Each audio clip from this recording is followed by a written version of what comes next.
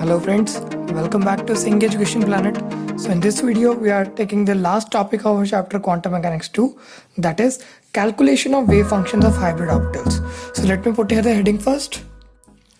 So friends मैंने यहाँ पर हेडिंग लिख दिया. अगर आपने मेरी प्रीवियस वीडियो नहीं देखी तो kindly watch the previous video because in that video I have started with the hybridisation principles. और अगर आपको हाइब्रिडाइजेशन के प्रिंसिपल्स नहीं आते तो ये आपको वीडियो बिल्कुल भी समझ में नहीं आएगी, राइट. तो पहले पिछली वीडियो को अच्छे से वॉच कर लीजिए तो आपको ये वीडियो के सारे कॉन्सेप्ट अच्छे से क्लियर हो जाएंगे, राइट. तो हमने 3 टाइप्स की हाइब्रिडाइजेशन पढ़ी थी, SP, SP2 and SP3, right. तो हम फर्स्ट जो है हमारी हाइब्रिडाइजेशन करते हैं जिसमें हम कैलकुलेट करेंगे coefficients for the SP hybrid orbitals, right. ये बहुत इजी है इसलिए हम इसे स्टार्ट इस टॉपिक से करेंगे. SP हाइब्रिड ऑर्बिटल्स में हम एटॉमिक ऑर्बिटल्स के वेव फंक्शंस के कोएफिशिएंट्स कैलकुलेट करेंगे, राइट. और वेव फंक्शन निकालेंगे हम हाइब्रिड ऑर्बिटल का पूरा. ओके, अब हमारे पास ये है कि SP में क्या होता है, हमारे पास एक S है और एक P है. So we have 2 wave functions, एक psi S और एक psi P, राइट. अगर इनके दोनों के हम हाइब्रिड ऑर्बिटल के वेव फंक्शन निकालें so we will get 2 wave functions, एक psi1 निकलेगा और एक psi2 निकलेगा, राइट. अब psi1 की वैल्यू जो है that is a coefficient A1 into psi S plus B1 into psi P. और अगर ये P हमारा जो है that is P orbital, okay. And अगर psi2 देखें तो कोएफिशिएंट क्या हो जाएंगे, A2 psi S plus B2 psi P, right. So ये हमारे पास 2 हमारे हाइब्रिड ऑर्बिटल के वेव फंक्शंस निकल आएंगे. अब हमें पता है कि S ऑर्बिटल में क्या होता है that the charge density is equally distributed in the S orbitals. So हमने ये पिछले प्रिंसिपल्स में पढ़ा था. तो A1 की वैल्यू क्या हो जाएगी, A2 के बराबर हो जाएगी. हमने ये भी प्रिंसिपल में पढ़ लिया था that A1 square is equal to A2 square is equal to 1 by the number of atomic orbitals, मतलब 1 बाय n पढ़ा था. तो यहाँ पर 2 एटॉमिक ऑर्बिटल्स है so that will be 1 by 2. Okay, अब इसको सॉल्व करने पर हमें क्या पता लगता है दैट A1 जो है वो A2 के बराबर है और उनकी वैल्यू क्या है 1 बाय √2. ओके, अब हमें पता है कि साई जो है हमारा wave function that is normalised. अब नॉर्मलाइज्ड वेव फंक्शन होता है, हमने ये भी पढ़ा कि सारे ही वेव फंक्शन हमारे नॉर्मलाइज्ड होते हैं. अब जो है हमारा psi1 नॉर्मलाइज्ड है तो psi1 स्क्वायर डी टाउ किसके बराबर होगा, 1 के बराबर होगा. मतलब सिंपल है कि हमारा psi1 की वैल्यू क्या है that is A1 psi S plus B1 psi P इनका whole square d tau that will be equal to 1. और अगर इसे अच्छे से मैं खोल के सॉल्व करूं तो ये A plus b whole square की प्रॉपर्टी निकलेगी और कोएफिशिएंट्स हमारे कांस्टेंट है सो इनको इंटीग्रल के बाहर ले आएंगे. सो A1 square psi S square d tau, right, क्योंकि A स्क्वायर हो गया प्लस अब B स्क्वायर क्या है that is B1 square psi P square d tau plus 2AB होता है सो 2 इंटू दिस AB. ओके, तो AB के साथ हमारे पास जो इंटीग्रल टर्म्स आएंगे that will be also with the AB, right. तो ये मैंने पहले ही आपको ये अच्छे से करवा दी हुई हैं चीज़ें, तो ये वहाँ पर आप प्रीवियस वीडियोस में जाकर इन चीज़ों को सॉल्व कर कैसे करना है वो देख सकते हैं. ओके, अब हमें पता है कि हाइब्रिड वेव फंक्शन जो है नॉर्मलाइज्ड होता है, पर हमने ये भी पढ़ा था कि हमारे पास जो भी हमारे पास वेव फंक्शन होंगे एटॉमिक वेव फंक्शंस वो भी हाइब्रिडाइज होते हैं. मतलब हमारे पास S ऑर्बिटल का वेव फंक्शन होता है psi S square d tau, ये भी नॉर्मलाइज्ड है. और जो हमारा psi P square d tau है वो भी नॉर्मलाइज्ड है. तो हमने ये एक और बात पढ़ी थी that the atomic wave functions are orthogonal to each other. मतलब अगर हमारे पास 2 एटॉमिक वेव फंक्शंस हैं डिफरेंट तो वो एक दूसरे के साथ क्या होंगे, ऑर्थोगोनल होंगे. सो psi S और psi P क्या है, एक दूसरे के साथ ऑर्थोगोनल होंगे. ये सारा कुछ मैंने प्रीवियस वीडियो के प्रिंसिपल्स में पहले ही बता दिया है. ओके, अब ये जो वैल्यूज़ हैं इन वैल्यूज़ को हम समझ लेते हैं. ये वैल्यूज़ की ये इक्वेशन है हमारी 1 और ये हमारी वैल्यूज़ की इक्वेशन है 2, राइट. ये वेव फंक्शंस की सेपरेट इक्वेशन होगी. अब देखो 2 की जो भी वैल्यूज़ हैं हम 1 में पुट करेंगे तो हमारे पास इसकी वैल्यू क्या आ जाएगी 1. So A1 square plus B1 square आ जाएगा क्योंकि इसकी भी वैल्यू 1 है, इसकी भी वैल्यू 1 है और इसकी वैल्यू तो 0 है तो ये चीज़ तो बिल्कुल ही 0 हो जाएगी. सो ये हमारे पास मल्टीप्लाई करके 0 आ गया, so a1 square plus b1 square that comes out to be 1। और हमने पहले ऊपर यहाँ पर डराइव कर लिया था यहाँ पर कि a1 किसके बराबर है 1/√2 के। सो इस इक्वेशन में हम a1 की वैल्यू सॉल्व कैसे करेंगे, विद पुटिंग द 1/√2 का square plus b1 square equal to 1। तो ये उधर जाके मतलब 1/2 हो जाएगा। सो 1 माइनस 1/2, इसे मैं थोड़ा सा अच्छे से सॉल्व कर देता हूँ यहाँ पर। Let me change the pen here. Okay, so क्या आ जाएगा, b1 स्क्वायर क्या आ जाएगा 1 माइनस 1/2, और b1 की वैल्यू क्या आ जाएगी, दैट इज 1/2 का under root. So that is 1/√2 आ गया हमारा b1, राइट। अब ये कैलकुलेशन तो आपको जनरल आती होंगी, सिंपल आप कर सकते हैं। और हमने ये पढ़ा है कि हमारे पास जो दोनों वेव फंक्शंस हाइब्रिड ऑर्बिटल्स के हैं वो भी एक दूसरे के साथ क्या होते हैं, ऑर्थोगोनल होते हैं। सो हमारे पास psi1 और psi2 डी टाउ ये क्या है, ऑर्थोगोनल है। तो ऑर्थोगोनैलिटी की कंडीशन के हिसाब से हम अगर इसे सॉल्व करें, राइट, इन दोनों की वैल्यूज़ को सॉल्व किया जाए तो हमारे पास क्या आ जाएगा कि a1 a2 और ऐड करें उसमें b1 b2, राइट, क्योंकि यहाँ पर psi s into psi s हो जाएगा तो 1 आ जाएगा, और यहाँ पर psi p into psi p हो जाएगा तो वो भी 1 आ जाएगा। बट जब भी psi s into psi p है तो वो हमारे पास 0 आ जाएगा। सो ये वैल्यूज पुट करके आप सॉल्व कर लेना, सिंपल है। यहाँ पर ये आ गया तो इसकी वैल्यू भी क्या आएगी, 0 के बराबर आ जाएगी। और अब हमें पता है a1 की वैल्यू भी हमें पता है, a2 की भी पता है, और b1 की भी पता है। तो सिंपली हम क्या करेंगे, हमने b2 की वैल्यू कैलकुलेट करनी है। सो b2 की वैल्यू कैलकुलेट करने के लिए हम क्या करेंगे, b2 is equal to a1 a2 तो इधर माइनस में आ जाएंगे। ये b1 b2 जो है, चलो मैं इससे पहले देता हूँ, b1 b2 a1 a2 के नेगेटिव हो जाएगा। तो b2 की वैल्यू यहाँ पर कैसे आएगी, b2 will be equal to minus of a1 a2 upon b1। अब a1 क्या है, दैट इज 1/√2, और a2 क्या है, दैट इज 1/√2, और b1 की वैल्यू क्या है अभी निकाली 1/√2। सारी वैल्यूज 1/√2 1/√2 है तो ये कट कर देंगे। तो सिंपल हमारे पास क्या आ जाएगा कि ये नेगेटिव में बच गया।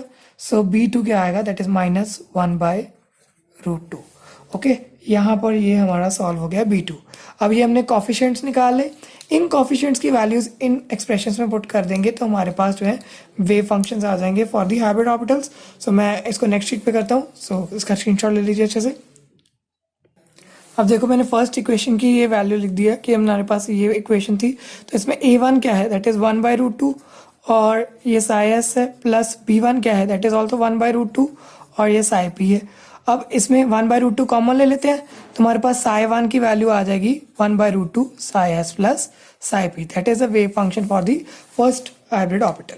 अब सेकंड हाइब्रिड ऑर्बिटल निकालना है तो सेकंड हाइब्रिड ऑर्बिटल में हमारे पास इक्वेशन क्या होती है, that is simple a2 psi s plus b2 psi p, right. तो a2 की वैल्यू क्या थी 1/√2 psi s हो जाएगा। अब यहाँ पर b2 की वैल्यू क्या थी माइनस 1/√2, सो ये माइनस 1/√2 psi p हो जाएगा।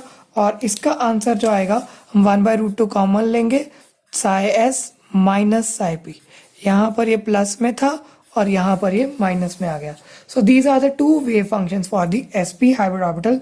स्ट्रेट फॉरवर्ड क्वेश्चन एग्जाम में पूछते हैं तो आपने सीधा इसका आंसर लिख देना है। अब हमने सेकंड करना है for the sp2 hybrid orbitals, right. अगर आपको प्रिंसिपल्स आते हैं ना तो ये बहुत इजी है सॉल्व करने। सेम स्टेप्स में करेंगे। पहले हम क्या करेंगे, हमारे तीनों ही वेव फंक्शन लिख देंगे बिकॉज इसमें 3 हाइब्रिड ऑर्बिटल्स इन्वॉल्व हुए। तो हमारे पास psi1 की वैल्यू क्या आ जाएगी, that is a1 psi s plus b1 psi। अब यहाँ पर p के 2 हैं तो हम डिफ्रेंशिएट करने के लिए एक px ले लेते हैं और दूसरा यहाँ पर c1 psi py ले लेते हैं, राइट। दूसरा py हो गया और एक px हो गया। हम सोच रहे हैं कि pz में हमारे पास अभी ऑर्बिटल नहीं है इन्वॉल्व हो रहा, राइट।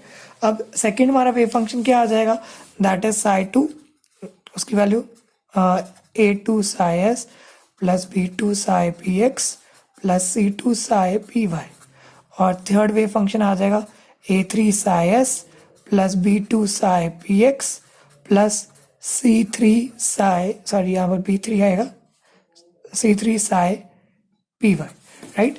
अब हमने पहले भी वेव फंक्शन दिखे थे, अब हमने फिर से देखना है कि s ऑर्बिटल वाली कंडीशन लगानी है। सेकंड प्रिंसिपल लगाएंगे। सेकंड प्रिंसिपल क्या कहता था कि हमारे s ऑर्बिटल्स के जो सारे इक्वली डिस्ट्रीब्यूटेड होता है, तो among hybrid orbitals, so a1 square is equal to a2 square is equal to a3 square, ये तीनों किसके बराबर आ जाएंगे, n की 1/n के बराबर आते हैं, तो n क्या है हमारा 3, सो दैट इज 1/3। और तीनों की वैल्यूज क्या आ जाएंगी, a1 a2 a3 की वैल्यू आ जाएगी 1/√3।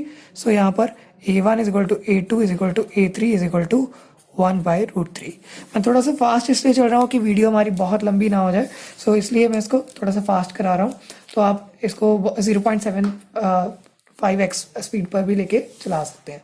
अब हमने क्या कहा था कि हमारे पास जब sp2 आता है सिस्टम, तो हम कहते हैं कि फर्स्ट हाइब्रिड ऑर्बिटल, जो हमारा फिफ्थ प्रिंसिपल था कि फर्स्ट हाइब्रिड ऑर्बिटल में be consider to have maximum charge density along x axis. तो एक्स एक्सिस के अराउंड मैक्सिमम चार्ज डेंसिटी है, तो हमारे पास क्या होगा, y के अराउंड कोई चार्ज डेंसिटी नहीं होगी, सो C3 क्या हो जाएगा, C1 क्या हो जाएगा, that can be consider to be 0, right. So हमारे पास हम सिंपल ले रहे हैं that if according to the principle, according to fifth principle, so यहाँ पर आप फिफ्थ प्रिंसिपल लिख लेना, मैं यहाँ पर सिर्फ ये भी लिख रहा हूँ, C1 जो है उसकी वैल्यू 0 हो जाएगी इन द फर्स्ट इक्वेशन।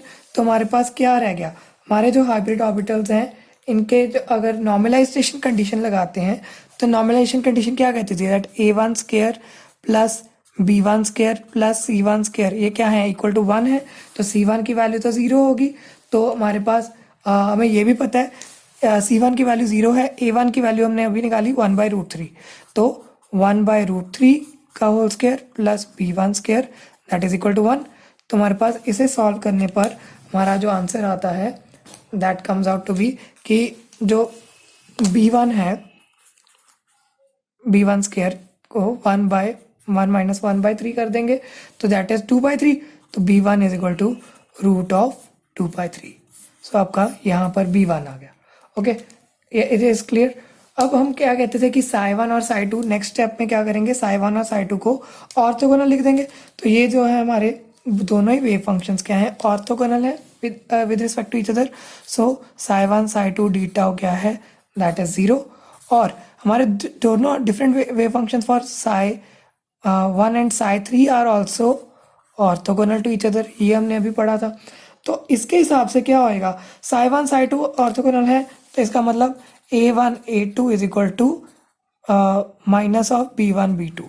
इसकी पहले मैं इक्वेशन लिख रहा हूँ, a1 a2 plus b1 b2 that is equal to 0। इसको सॉल्व करके हमारे पास ये चीज़ आ जाती है। अब यहाँ पर क्या आएगा, a1 a3 plus b1 b3 that is equal to 0। तो a1 a3 किसके बराबर हो गया, that is minus b1 b3। अब यहाँ पर हमने क्या कैलकुलेट करने हैं, b2 और b3 कैलकुलेट करने हैं। सो इनमें सिंपल हम वैल्यूज पुट करेंगे तो हमारे पास b2 और b3 आ जाएंगे। सो कैसे करेंगे, a1 की वैल्यू क्या है 1/√3, a2 की भी 1/√3।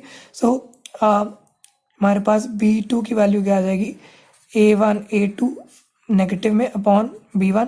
सो इट इज 1/√3 इंटू 1/√3 ये नेगेटिव में अपॉन रूट ऑफ 2/3। ओके, सो ये हमारी इधर वैल्यू हो जाएगी। और अगर b3 सॉल्व करना है तो हमारे पास क्या होगा, minus a1 a3 upon b1। So that is minus 1/√3 into 1/√3 upon root of 2/3।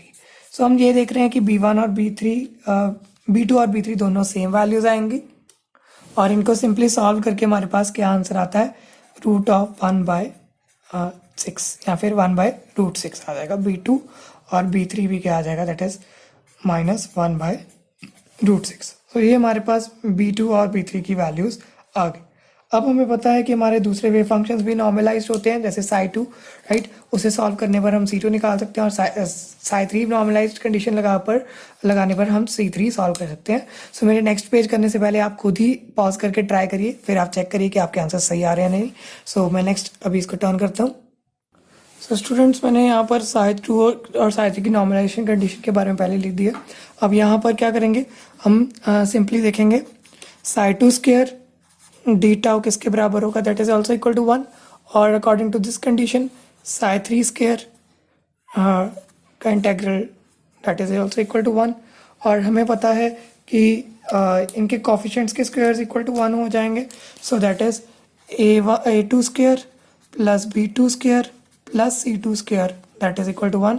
यहाँ पर a3 square plus b3 square plus c3 square that is equal to 1, right. तो यहाँ पर हम सॉल्व करेंगे सिंपली हमारी वैल्यूज पुट करके। सो आई थिंक ये तो आप खुद ही कर सकते हैं।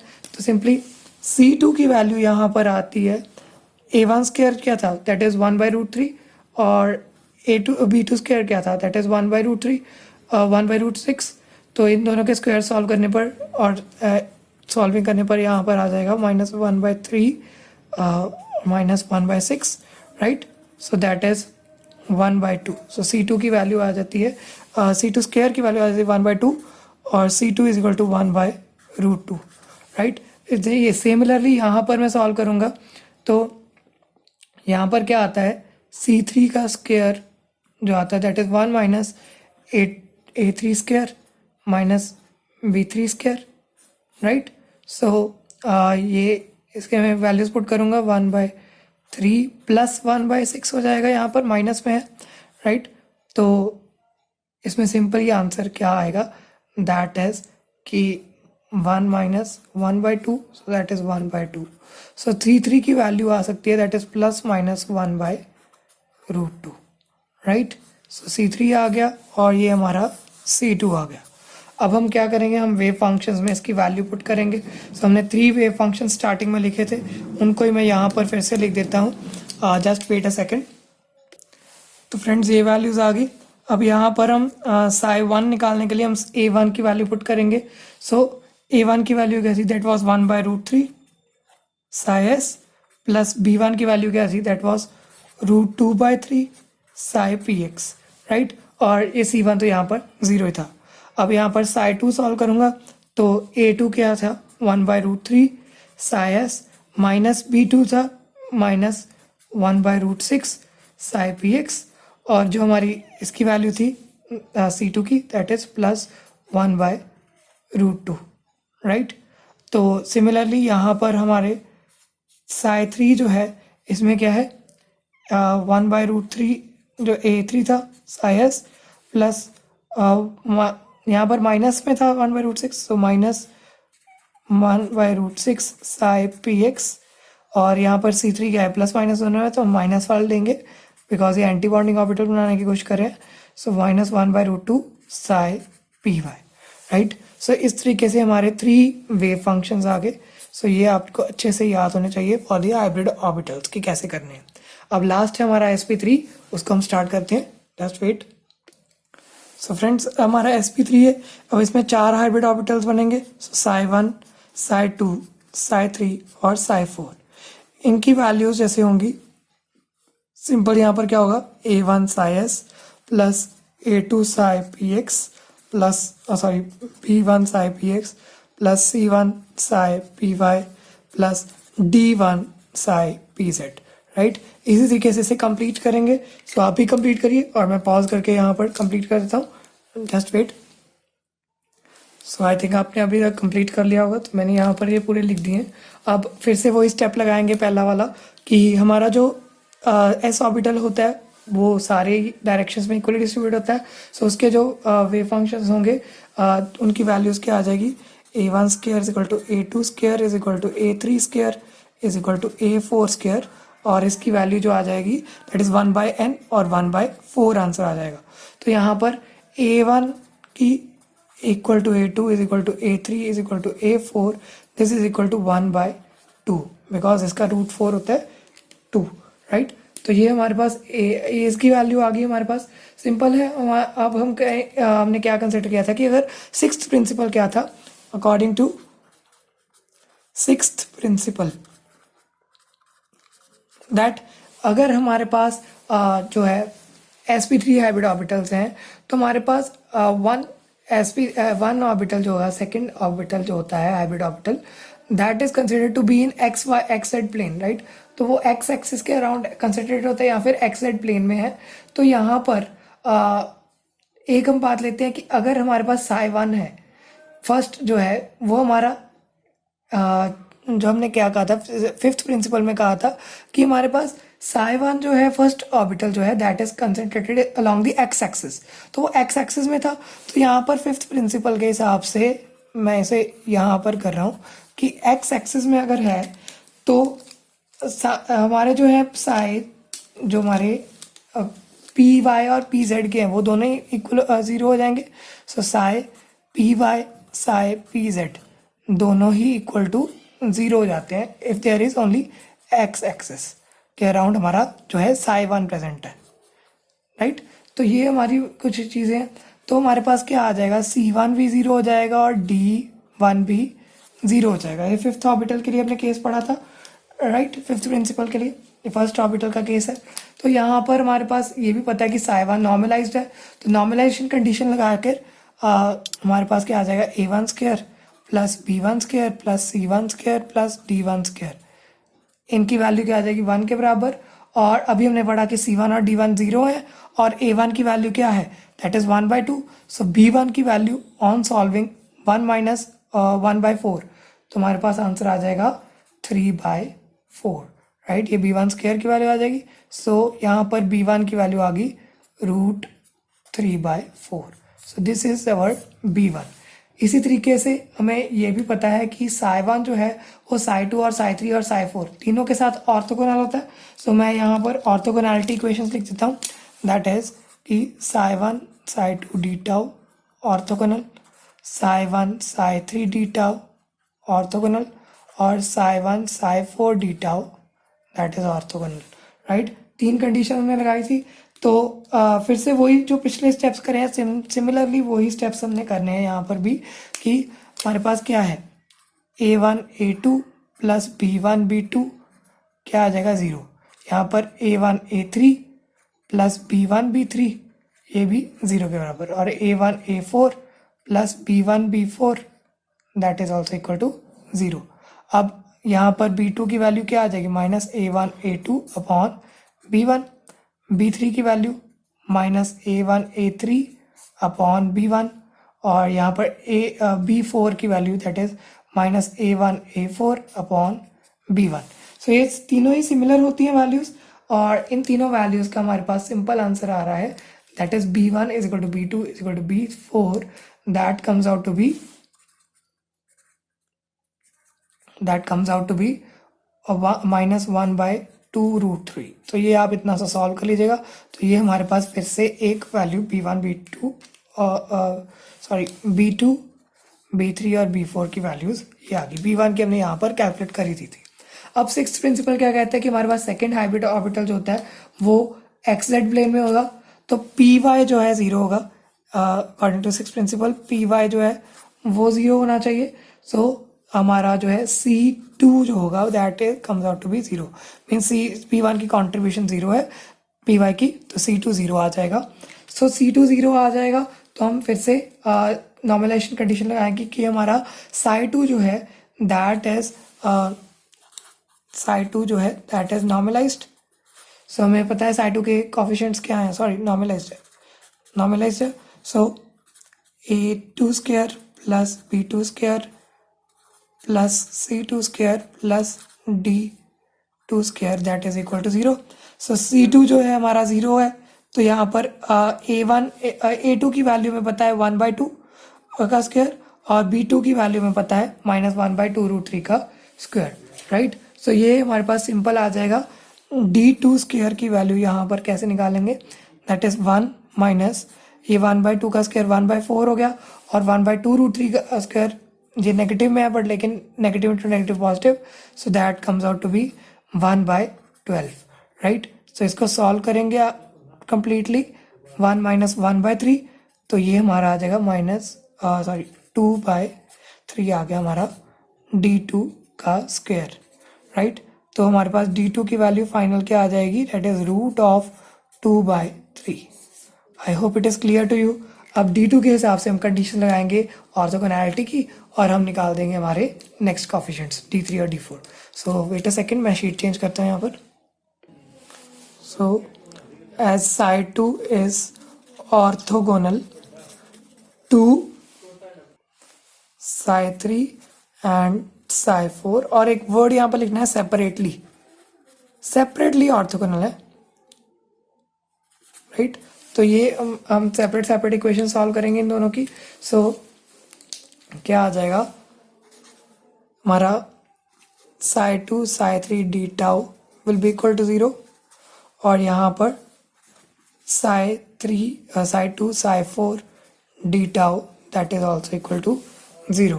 और यहाँ पर हमें पता है c 0 है पर लेकिन d 0 नहीं है। पिछले वाले में हमने a1 और a और b लिए थे पर क्योंकि c और d 0 थे, पर लेकिन यहाँ पर अब हमारे पास d's भी है पर लेकिन c नहीं है, राइट।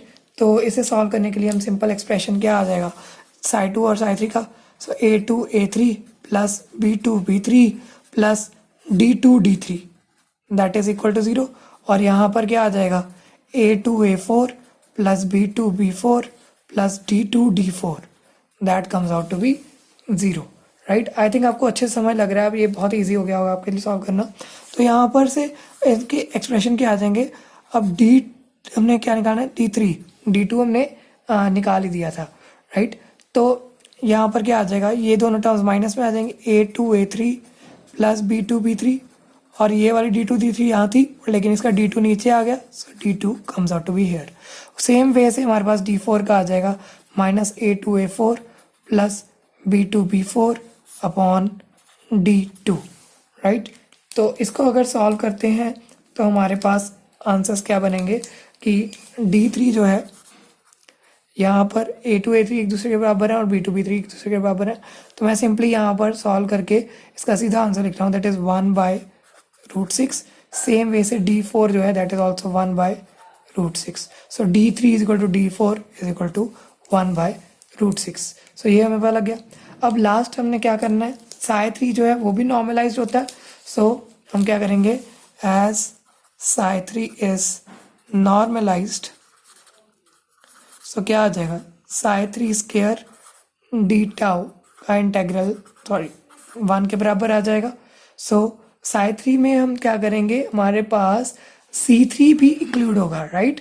तो यहाँ पर क्या आ जाएगा a3 square plus b3 square plus c3 square plus d3 square that is equal to 1, right. अब यहाँ पर हमने c3 की वैल्यू निकालनी है सिंपली,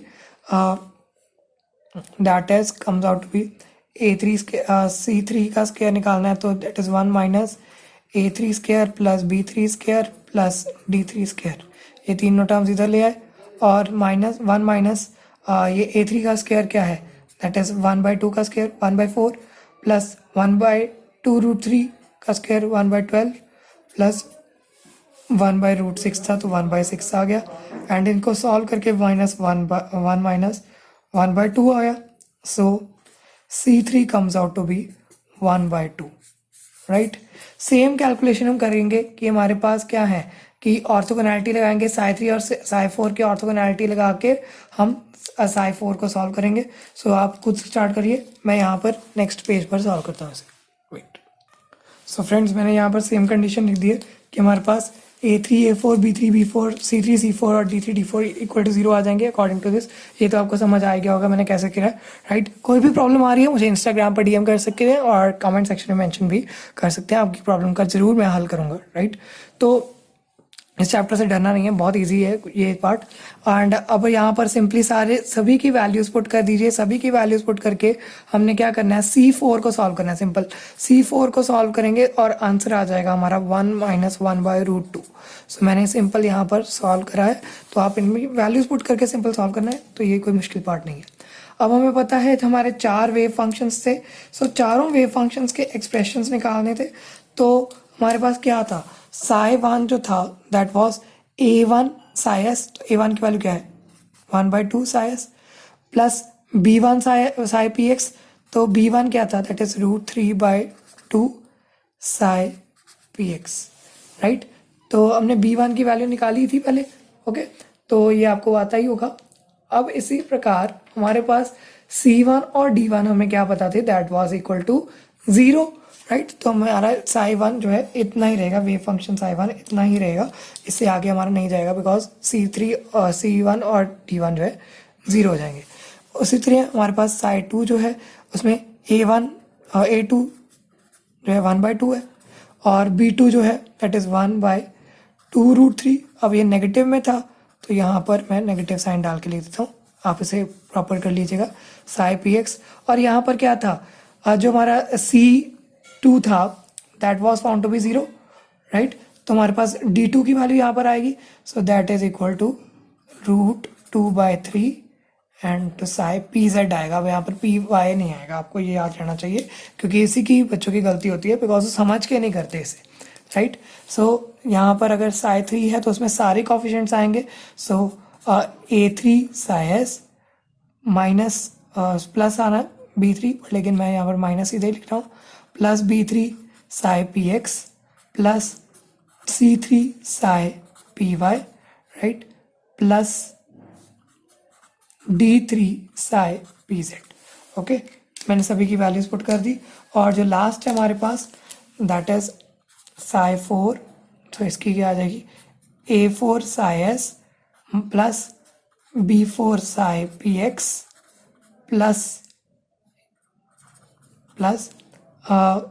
C4 साई py, क्योंकि ये नेगेटिव में था तो प्लस एंड माइनस माइनस हो गया, and plus D4 psi pz, right. So यहाँ पर आपका अच्छे से ये चीज़ें सॉल्व होगी and that was all about calculating the coefficients. इसके बाद हमारा एक छोटा सा टॉपिक आता है that is comparing of valence bond and molecular orbital models, right. इसको हमने कंपेयर करना है सिंपली, कैसे देखेंगे कि हमारे पास क्या है कि हमारे पास जो वैलेंस बॉन्ड मॉडल था उसमें हमारे पास ऑर्बिटल्स जो है वैलेंस शेल के इलेक्ट्रॉन्स पार्टिसिपेट करते थे, मॉलिक्यूल्स में हमारे पास इलेक्ट्रॉन जो है डिस्ट्रीब्यूटेड होते हैं न्यूक्लियर में। वैलेंस बॉन्ड थ्योरी में रेजोनेंस आती थी, बट लेकिन मॉलिक्यूलर ऑर्बिटल थ्योरी में रेजोनेंस का कोई रोल नहीं है। Molecular orbital theory paramagnetic behaviour को एक्सप्लेन करेगी, but valence bond theory explain नहीं कर पाती। और मॉलिक्यूलर ऑर्बिटल थ्योरी कॉम्प्लेक्स नहीं है इतनी मैथमेटिकली, बट लेकिन वैलेंस बॉन्ड थ्योरी थोड़ी सी डिफिकल्ट है। So that are all the differences of the valence bond theory and molecular orbital theory. So that's it in this chapter. I have completed this chapter. ये हमारी last video थी। अब इसके बाद हम नेक्स्ट चैप्टर स्टार्ट करेंगे। और यहाँ पर एक बात यहाँ पर नोट करनी है कि हमारा BSc 5th सेमेस्टर का सारा सिलेबस मैंने अपने चैनल पर अपलोड कर दिया। This was the last topic, so मैंने वो भी अपलोड कर दिया। So I happy studying. आपके एग्जाम्स अच्छे होंगे। अब सारी मैंने कवर कर दिए, इनऑर्गेनिक और ऑर्गेनिक के भी मैं जल्दी कवर कर दूंगा। So thank you for watching and thank you so much.